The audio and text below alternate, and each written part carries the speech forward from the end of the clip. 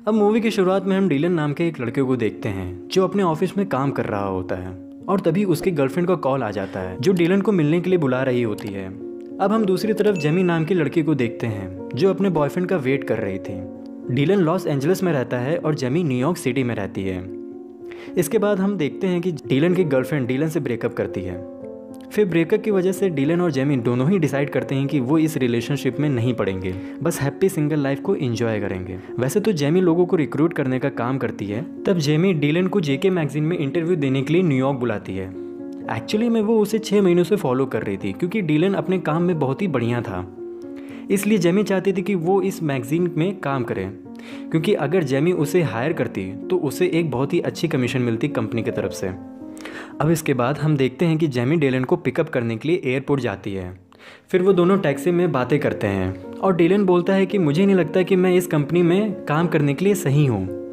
इस पर जेमी उसे थोड़ा सा मोटिवेट करती है और कहती है कि नहीं, तुम काफ़ी अच्छे हो, तुम अपना इंटरव्यू अच्छे से देना, बस अपना बेस्ट देना।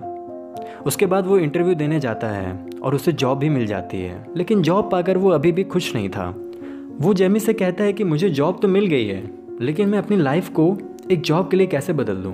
एक्चुअली में डीलन को न्यूयॉर्क कुछ खास पसंद नहीं आ रहा था, इसलिए जेमी सोचती है कि क्यों ना इसे न्यूयॉर्क दिखाया जाए। इसलिए जेमी उसे असली न्यूयॉर्क दिखाने के लिए ले जाती है और उसे न्यूयॉर्क के बहुत बढ़िया जगहों पर घुमाती है। और ये सब देखकर डीलन का मन भी थोड़ा सा बदल जाता है और वो यहाँ रुककर इस कंपनी में as a assistant art director के रैंक पर काम करने लगता है। नेक्स्ट डे जेमी उसके ऑफिस में आती है और कुछ कॉन्ट्रैक्ट पेपर्स पर साइन करवाती है और वो डीलन से बोलती है कि तुम साल भर तक जॉब को मत छोड़ना, क्योंकि अगर डीलन ने ऐसा किया तो जेमी को कंपनी की तरफ से जो कमीशन मिलने वाला था वो नहीं मिलेगा। इसके बाद वो दोनों लंच के लिए बाहर जाते हैं और यहाँ पर वो दोनों अपने पास्ट के बारे में एक दूसरे से बताते हैं और अपने फैमिली के बारे में भी बातें करते हैं। फिर जेमी डीलन को अपने घर के एक पार्टी में बुलाती है। अब नेक्स्ट डे शाम को डीलन जेमी के घर जाता है और वो दोनों काफ़ी इंजॉय करते हैं। अब धीरे धीरे उनकी फ्रेंडशिप बहुत गहरी होती जाती थी। काम के बाद भी वो दोनों डेली मिलते हैं, साथ में एंजॉय करते हैं, डिनर करते हैं। फिर एक दिन वो दोनों जब साथ में मूवी देख रहे होते हैं तो जेमी कहती है कि काश हमारी ज़िंदगी भी इन एक्ट्रेस की तरह होती, किसी बात की कोई फिक्र नहीं होती और जब कभी मैं उदास होती तो कोई राजकुमार अपने शाही घोड़े पर बैठ कर आता और मुझे मनाता।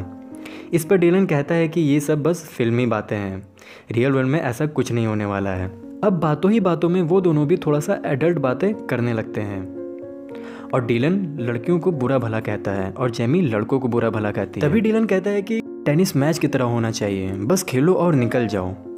तभी डीलन को गजब का एक आइडिया आता है और वो जेमी से कहता है कि क्यों ना हम भी एक मैच खेलते हैं। यहाँ पर आप लोग तो समझ ही गए होंगे कि डीलन क्या कहना चाहता है।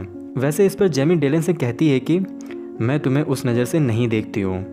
डीलन कहता है कि इसलिए तो ये बात बोल रहा हूँ क्योंकि इससे वो बस फिजिकली रिलेशन डेवलप करेंगे, फालतू का कोई कमिटमेंट और अट्रैक्शन से बचे रहेंगे, ये सब में नहीं फंसेंगे। फिर थोड़ी देर बाद जेमी भी मान जाती है। वाह भैया। फिर दोनों बाइबल पर हाथ रखकर कसम खाते हैं कि वो कभी भी रिलेशनशिप में नहीं आएंगे। इसके बाद वो मैच स्टार्ट होता है जो अपनी लाइफ में हर कोई खेलना चाहता है, लेकिन इस वजह से दोनों के बीच में चीज़ें ऑकवर्ड हो जाती हैं। फिर एक दिन लंच जेमी डीलन के ऑफिस जाती है। फिर दोनों एक वॉक पर जाते हैं और वहाँ जेमी कहती है कि हमें लगता था कि फिजिकल रिलेशन बनाने से हमारे फ्रेंडशिप पर कोई असर नहीं पड़ेगा, लेकिन असर पड़ रहा है, इसलिए अब हम ऐसा कुछ नहीं करेंगे। पर नेक्स्ट डे फिर से वो लोग बहुत तगड़ा मैच खेलते हैं। मतलब कि दोस्तों यहाँ से अब टूर्नामेंट स्टार्ट हो चुका है और अब ये मैच डेली होता है। अब इसके बाद एक दिन जेमी डीलन से कहती है कि शायद मुझे अब एक बॉयफ्रेंड बना लेना चाहिए, पर उसके लिए हमें ये मैच बंद करना पड़ेगा। फिर जेमी और डीलन एक दिन घूमने के लिए बाहर जाते हैं तो वहाँ पर जेमी को एक लड़का पसंद आ जाता है और वो तुरंत उससे बात करने जाती है और उससे उसका नंबर भी ले लेती है। इसके बाद इन दोनों में डेटिंग शुरू हो जाती है और ये आदमी एक डॉक्टर होता है जो बच्चों का इलाज करता है, तो इनकी डेटिंग भी कुछ दिनों तक चलती रहती है। फिर ये दोनों भी जुबान लड़ाते हैं, यानी कि किस करते हैं, और यहाँ पे डॉक्टर साहब भी एक बहुत ही प्यारा सा मैच खेलते हैं। फिर अगले दिन डॉक्टर जेमी को बिना बताए ही वहाँ से जा रहा होता है। तब जेमी उसको देख लेती है और उससे वहाँ से जाने का रीज़न पूछती है। तो वो डॉक्टर कहता है कि मैं तुम्हारे सपनों का राजकुमार नहीं बन सकता। ये सुनकर जेमी की हट जाती है और वो उसकी ऐसी की तैसी करके वहाँ से चली जाती है। इसके बाद वो डीलन से उस डॉक्टर के बारे में बताती है इस पर डेलन कहता है कि लगता है डॉक्टर एक अच्छा प्लेयर था और उसे मैच भी खेलना था, इसीलिए वो अपना मैच पूरा करके वहाँ से निकल गया। समझ रहे हो ना। इसके बाद वो जेमी से कहता है कि तुम्हें अपनी मॉम के साथ इस वीकेंड पे उनके साथ कहीं बाहर जाना चाहिए। डीलन जाने से पहले जेमी को एक पेंटिंग गिफ्ट करता है और वो पेंटिंग देखकर जेमी बहुत खुश हो जाती है। अब जेमी घर जाती है तो वहाँ पर उसके मॉम का एक लेटर मिलता है जिस पर लिखा होता है कि वो सब वापस जा रहे हैं। अब जेमी की मॉम वापस जा चुकी हैं तो उसका वीकेंड वाला हॉलीडे कैंसिल हो जाता है। इसके बाद वो डेलन को कॉल करती है तो डेलन उससे कहता है कि मेरे साथ लॉस एंजलिस चलो, क्योंकि डेलन अपने घर जा रहा होता है। फिर डेलन के मनाने पर जेमी उसके साथ चलने के लिए मान जाती है। अब दोनों लॉस एंजलिस पहुंचते हैं। वहां जाकर डेलन की सिस्टर और उसके फादर डेलन और जेमी को देखकर काफ़ी खुश हो जाते हैं और यहाँ हमें पता चलता है कि डेलन के फादर को अल्जाइमर की प्रॉब्लम थी। एक्चुअली अल्जाइमर में इंसान को भूलने की बीमारी हो जाती है और उसके फादर का डिवोर्स भी हो चुका रहता है 10 साल पहले। डेलन का घर एक बीच पर था और वहाँ का व्यू काफ़ी कमाल का था और वहाँ पर डेलन और जेमी काफ़ी मस्ती करते हैं साथ में। फिर हम देखते हैं कि डेलन की सिस्टर और जेमी साथ में बैठकर बातें कर रहे होते हैं। इसके बाद रात में हम डेलन को देखते हैं जो जेमी के रूम में आता है और वहाँ आकर कहता है कि क्यों ना हम दोनों फिर से एक मैच खेलते हैं। यहाँ तो हमारे डीलन भैया तो बिल्कुल थक ही नहीं रहे हैं, लगता है वर्ल्ड कप जीतने की तैयारी में हैं। तो जेमी उसको बताती है कि हम दोनों ने कुछ डिसाइड किया था कि अब हम मैच नहीं खेलेंगे, यानी कि कोई भी फिजिकल अट्रैक्शन। इस पर डीलन कहता है कि पर अभी भी तुम सिंगल हो। उसके बाद वो दोनों बैठकर बातें करते हैं और यहाँ पर मैच स्टार्ट हो जाता है क्योंकि जेमी भी मान जाती है। और जब रात में डीलन उसके रूम से बाहर आ रहा होता है तो डीलन की सिस्टर उसे देख लेती है।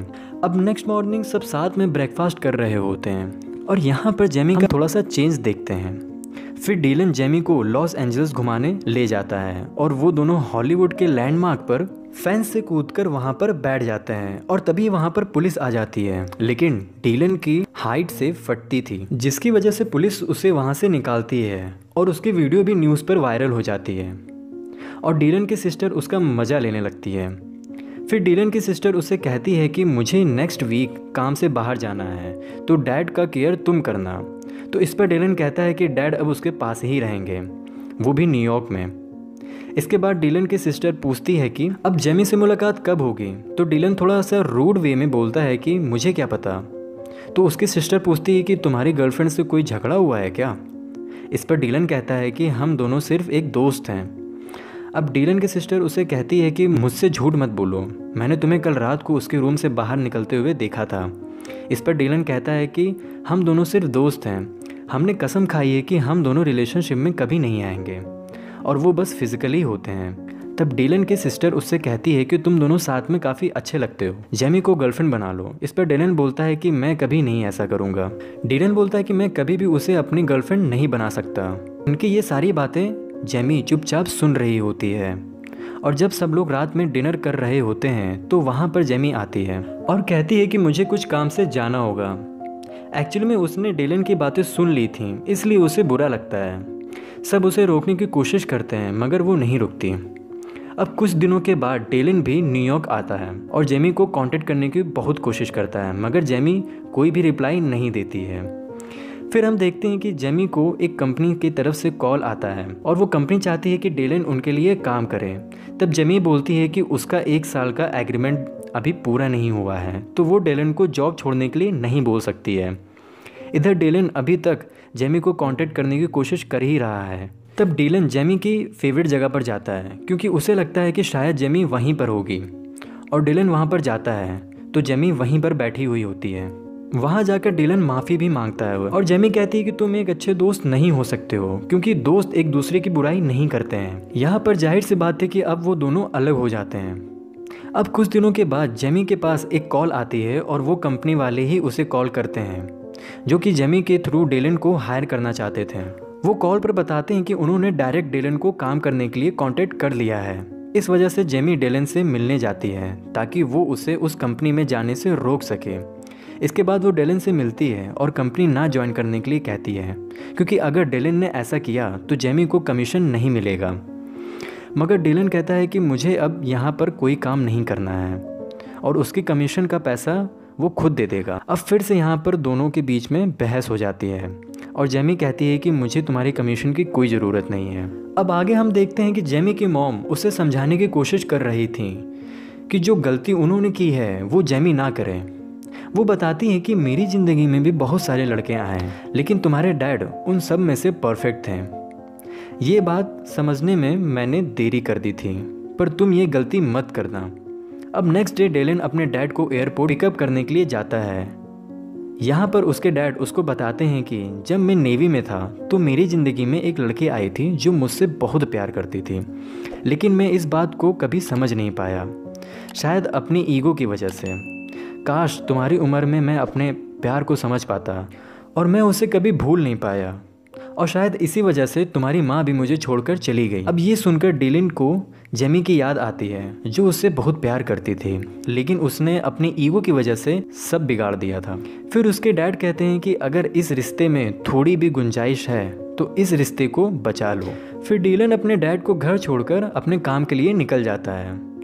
फिर हम जेमी को देखते हैं जो अपनी मॉम से कॉल पर बात कर रही थी, क्योंकि उसकी मॉम उसे एक जगह मिलने के लिए बुलाई हैं। तो जेमी उनसे पूछती है कि आप कहाँ पर हो, तो उसकी मॉम कहती हैं कि वो एक टाई पहने हुए लड़के के पास खड़ी हैं, पर जेमी कहती है कि यहाँ पर तो बहुत से लोग टाई पहने हुए हैं। और तभी वहाँ पर फ्लैश मॉब वाला डांस स्टार्ट हो जाता है। तब उसकी मॉम उससे कहती हैं कि वो सामने वाले स्टेयर्स पर खड़ी हैं, और जब जेमी वहाँ देखती है तो वहाँ पर डेलन खड़ा हुआ रहता है। एक्चुअली में जेमी की मॉम डेलन को जेमी से मिलाने के लिए डेलन का साथ दे रही थी। अब डेलन जेमी से माफ़ी मांगता है, तभी डेलन जेमी को प्रपोज करता है और वो दोनों एक दूसरे को किस करते हैं। फिर लास्ट में वो दोनों एक डेट पर जा रहे होते हैं जो इन दोनों की पहली डेट भी होती है।